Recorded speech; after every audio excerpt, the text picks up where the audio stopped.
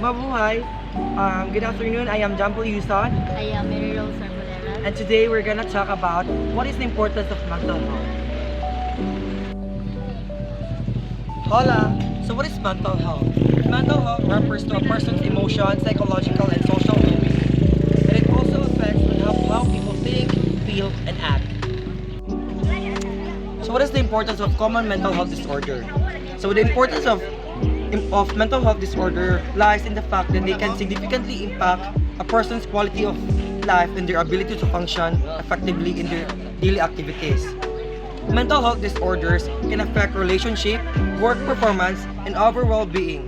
Recognizing and addressing mental health disorder is crucial for individuals to leading fulfilling lives and maintaining their overall health.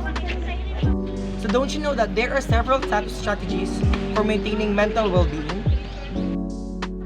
So the first strategy is practice self-care. Engage in activities that promote relaxation, such as meditation, exercise, hobbies, or spending time in nature. Take time for yourself and prioritize self-care. Second is build a support network. Surround yourself with a supportive and positive people. Seek out social connections and maintain healthy relationships with friends and family. Third is manage stress. Develop effective stress management techniques such as deep breathing exercises, mindfulness, or engaging in activities you enjoy. Fourth is seek professional help. If you are experiencing persistent mental health issues, don't hesitate to seek help from a mental health professional.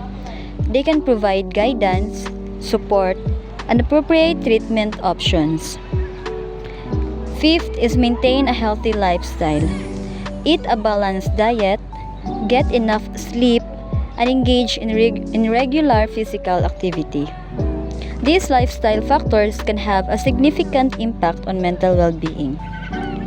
Remember, mental health is essential for overall well-being, and prioritizing it is crucial for leading a fulfilling life.